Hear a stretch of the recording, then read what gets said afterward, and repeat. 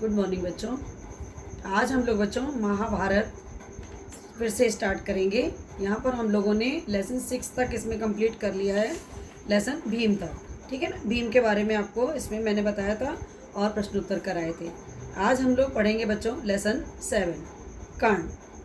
कर्ण कौन थे, है ना, और कर्ण का इस महाभारत की कथा में क्या भाग था, क्या उनका कार्य था, अर्थात वो कहाँ कहाँ किससे जुड़े हुए थे, किस प्रकार से उन्होंने अपना इसमें उनका रोल था। इस चीज़ को, इस बारे में जानने के लिए हम लोग कर्ण की कथा पढ़ेंगे। ठीक है बच्चों, तो देखिए पेज नंबर इसमें आप ओपन करिए 13। यहाँ पर दिया हुआ है, देखिए लेसन कर्ण। सबसे पहले जान लीजिए कि पांडवों ने से पहले कृपाचार्य से और बाद में किससे अस्त्र शस्त्र की शिक्षा ली थी बच्चों, द्रोणाचार्य से। तो पांडवों को कृपाचार्य और द्रोणाचार्य से अस्त्र शस्त्र की शिक्षा मिली थी। तो बच्चों जब उनको विद्या में इसमें काफ़ी निपुणता हो गई थी तो एक समारोह किया गया था, ये देखने के लिए कि इसमें कौन कितना पारंगत हुआ है, कौन कितना सामर्थ्यवान है। ठीक है, ये देखने के लिए एक स्पर्धा रखी गई थी। उसमें क्या हुआ बच्चों कि तीर चलाने में पांडु पुत्र अर्जुन का कोई सानी नहीं था, अर्थात उनकी बराबरी का कोई और नहीं था। तो धनुष विद्या में बच्चों कमाल का खेल उन्होंने दिखाया था। तो उस अद्भुत चतुरता को देखकर सभी दर्शक और राजवंश के जितने भी लोग थे सब दंग थे। उसी समय दुर्योधन ने बच्चों उनके मन में जो पता ही था, आपको पहले बताया था मैंने कि पांडवों से दुर्योधन बहुत ही ईर्ष्या करते थे। तो उन्होंने क्या किया बच्चों कि रंगभूमि का जो द्वार था वहाँ पर पहुँचे और बहुत ही तेजस्वी स्वर में एक आके खड़े हो गए। और वो युवक और कोई नहीं था, कौन था, किसको इन्होंने भेजा था, वो था कर्ण, जो कि अधिरथ के द्वारा पालिस पोषित किया गया था। ठीक है बच्चों, ये कुंती के पुत्र थे पहले के। ठीक है, जो मैंने आपको इसको बताया था ना कुंती के लेसन में कि जब इनको ये पुत्र पैदा हुआ था तो उन्होंने इसे नदी में, गंगा जी में बहा दिया था। तो कुंती पुत्र होने की बात तो किसी को नहीं मालूम थी बच्चों, और लेकिन कि सारथी अधिरथ का पुत्र है ये बात सभी जानते थे। तो उन्होंने क्या किया बच्चों कि अब जब इस तरह की बातें हुई, दिखाया गया कि अब जब अर्जुन ने अपने कर्तव्य दिखा दिए तो उसने कहा कि मैं इनसे भी बढ़कर कौशल दिखा सकता हूँ। तो इस तरह से बच्चों कर्ण का वहाँ पर सभी जो लोग थे, दर्शक मंडली थी, उनमें खलबली मच गई थी।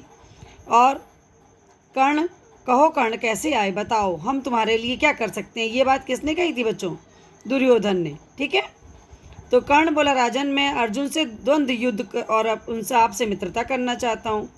तो इस प्रकार से बच्चों कर्ण की चुनौती को सुनकर अर्जुन को बड़ा तहस आ गया, मतलब बड़े जोश में आ गए वो, और सभा में बोले कि बिना किसी के पूछे बोलने लगते हैं, वे निंदा के योग्य होते हैं।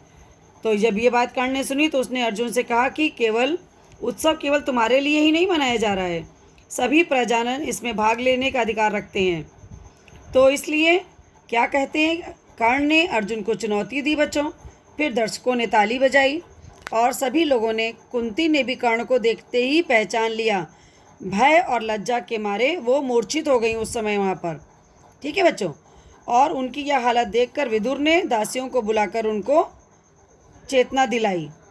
उसी समय बच्चों कि महाराज पांडु का पुत्र और कुरु वंश का वीर अर्जुन तुम्हारे साथ द्वंद्व युद्ध करने के लिए तैयार है, लेकिन तुम पहले अपना परिचय दो।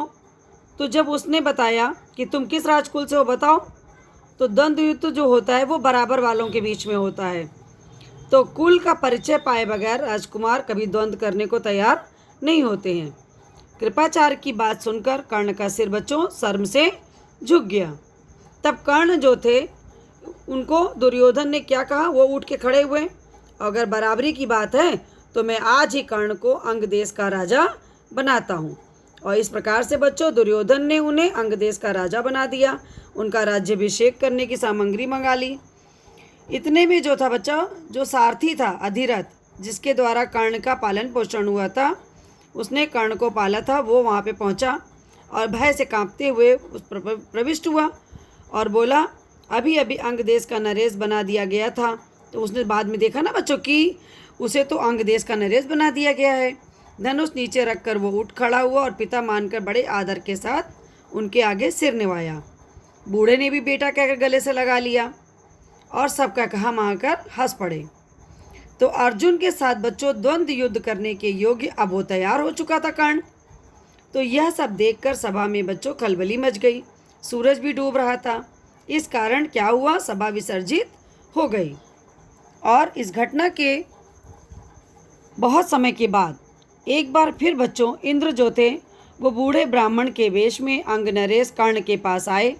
और क्योंकि आपको बताया था ना मैंने कि जब कर्ण का जन्म हुआ था बच्चों, क्योंकि वो सूर्यपुत्र थे, है ना, और जब उनका जन्म हुआ तो कवच और कुंडल उनके शरीर पे ही चिपके हुए थे, लगे थे।